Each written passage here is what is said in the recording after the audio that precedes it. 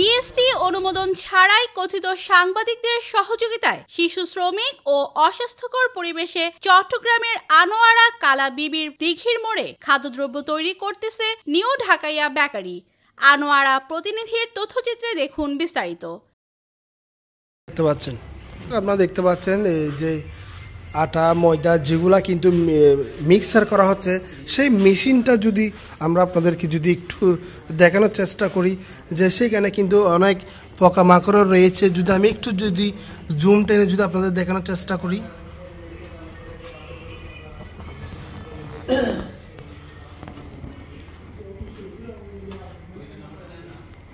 বিশাল বড় কারখানা, তারা রাতারাধারে কিন্তু এগুলা তৈরি করতেছে। ঢাকা বেকারি নামে কিন্তু এই পরিচিত।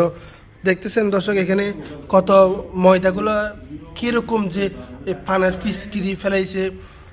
ময়দাগুলো কিন্তু কি অস্বাস্থ্যকর পরিবেশে যে তৈরি করা হচ্ছে জিনিসগুলো যদি দেখেন, আমরা বাচ্চাদেরকে কি খাওয়াচ্ছি আজও। বিএসটি অনুমোদনবিহীন এই বেকারিতে গণমাধ্যম কর্মীরা তথ্য সংগ্রহ করতে গেলে গণমাধ্যম কর্মীদের নজরে আসে পল্লী বিদ্যুতের খুঁটি থেকে অবৈধ কারেন্টের লাইন ব্যবহার করে ঢাকাইয়া বেকারির অটোভ্যানগুলো প্রতিনিয়ত চার্জ করে আসতেছে দীর্ঘদিন ধরে। চট্টগ্রামের আনোয়ারা কালা বিবির দিঘির মোড়ের পশ্চিম পাশে আবাসিক ভবনের নিচে গড়ে উঠেছে একটি অস্বাস্থ্যকর ও বেআইনিভাবে পরিচালিত বেকারি, যার নাম নিউ ঢাকাইয়া বেকারি। কোনো ধরনের বিএসটিআই অনুমোদন ছাড়াই প্রতিষ্ঠানটি দেদারসে তৈরি করে চলেছে নানা ধরনের বেকারি পণ্য, যার মধ্যে অন্যতম হলো সাদা পাউরুটি। সরজমিনে ঘুরে দেখা যায় বেকারির ভেতরের পরিবেশ একেবারেই অস্বাস্থ্যকর। কাঁচামাল রাখা হয়েছে খোলা মেঝেতে, কোথাও নেই জীবাণুমুক্ত করার ব্যবস্থা। শ্রমিকরা হাতে গ্লাভস, মুখে মাস্ক বা স্বাস্থ্য সুরক্ষা সরঞ্জাম ছাড়াই পণ্য উৎপাদনে নিয়োজিত। এখানেই শেষ নয়, বেকারিতে কাজ করছে অপ্রাপ্তবয়স্ক শিশু শ্রমিক, যাদের বয়স 10 থেকে 14 বছরের মধ্যে। স্থানীয়দের অভিযোগ, দিনের পর দিন এই বেকারি স্বাস্থ্যবিধি লঙ্ঘন করে খাদ্যপণ্য তৈরি করে যাচ্ছে, অথচ প্রশাসনের তেমন কোনো নজরদারি নেই। জনসাধারণের জন্য এটি একটি বড় স্বাস্থ্য ঝুঁকি। বিশেষ করে এই বেকারির পণ্যগুলো স্থানীয় দোকান থেকে শুরু করে স্কুল ও হোটেল রেস্তোরাঁতেও সরবরাহ করা হচ্ছে। বিএসটিআই এর অনুমোদন ছাড়া খাদ্য পণ্য উৎপাদন ও বাজারজাতকরণ আইনগত দণ্ডনীয় অপরাধ। শিশু শ্রমিক নিয়োগ দেওয়াও বাংলাদেশের শ্রম আইন অনুযায়ী সম্পূর্ণ বেআইনি। অথচ নিউ ঢাকাইয়া বেকারি কোনো ধরনের নিয়ম নীতির তোয়াক্কা না করে দিনের পর দিন চালিয়ে যাচ্ছে তাদের কার্যক্রম। স্থানীয় প্রশাসনের প্রতি জোর দাবি উঠেছে দ্রুত এই বেকারির বিরুদ্ধে আইনানুগ ব্যবস্থা গ্রহণ করে জনস্বাস্থ্য রক্ষায় কার্যকর পদক্ষেপ নিতে হবে। সর্বশেষ বলা বাহুল্য যে একটি সমাজ তখনই সুস্থভাবে টিকে থাকে যখন খাদ্য নিরাপত্তা, শিশু সুরক্ষা ও আইনের শাসন নিশ্চিত করা হয়। আনোয়ারা এই নিউ ঢাকাইয়া বেকারির মতো প্রতিষ্ঠানগুলোকে আইনের আওতায় না আনলে ভবিষ্যতে এর পরিণতি হতে পারে আরো ভয়াবহ। দর্শক, আপনারা দেখতে পাচ্ছেন আমরা বেকারির যে নাস্তাগুলো রয়েছে, রুটি বন অনেক কিছু খায়, কিন্তু এটা দিয়ে এই মেশিন দিয়ে কিন্তু মালগুলো কিন্তু মিক্সার করা হচ্ছে। আপনারা দেখতে পাচ্ছেন এখানে অনেকগুলো কিন্তু ময়লা রয়েছে, যে ময়দা যেগুলো রয়েছে সেগুলো কিন্তু ময়লা অনেক।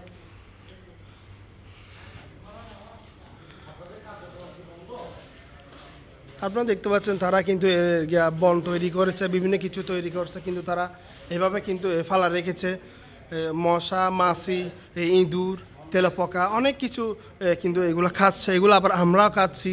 দর্শক, আমরা যদি আবারও একটু যদি দেখানোর চেষ্টা করি,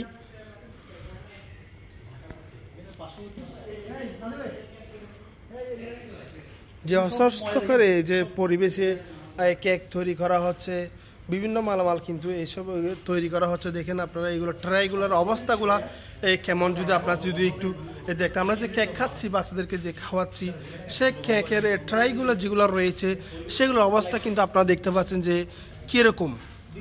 তাহলে এগুলো যদি আমরা খাই আমাদের স্বাস্থ্যর কী ক্ষতি হবে আপনারা দেখতে পাচ্ছেন। দর্শক, আপনারা দেখতে পাচ্ছেন প্রচুর আটা ময়দা কিন্তু এখানে স্টক রয়েছে, তারা কিন্তু মজবুত করে রেখেছে। ঢাকা যে বেকারিটা রয়েছে মূল শাখায় কিন্তু আমরা এসেছি, আমাদের কাছে বিভিন্ন সোর্সের মাধ্যমে কিন্তু খবর এসেছে যে তারা ঢাকা নামে একটি কিন্তু বেকারি খুলছে এজেন্ট। সেই এজেন্টটি হলো এইখানে ছাত্র শ্রমণী এলাকায় রয়েছে, কিন্তু তারা এখান থেকে কিন্তু বিভিন্ন এলাকায় কিন্তু তারা শাখাও দিয়েছে।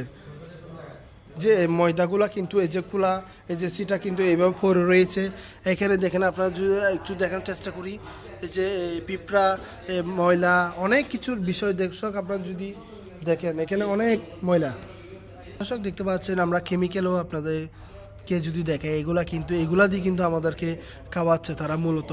দেখেন লবণ, এই যে লবণে কিন্তু অনেক ময়লা রয়েছে। এই লবণের পাশে কিন্তু যে কেমিক্যালটা সেই কেমিক্যালটাও কিন্তু অনেক ময়লা দেখা যাচ্ছে।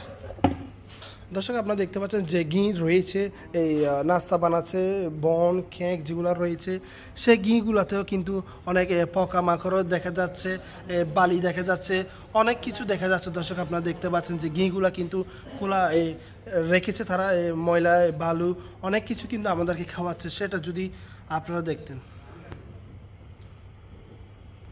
দর্শক খুবই দুঃখজনক বিষয় হচ্ছে যে আমরা যে কেকগুলো খাচ্ছি আপনারা দেখেন কেকের অবস্থাটা কেমন যদি আমি একটু দেখাই।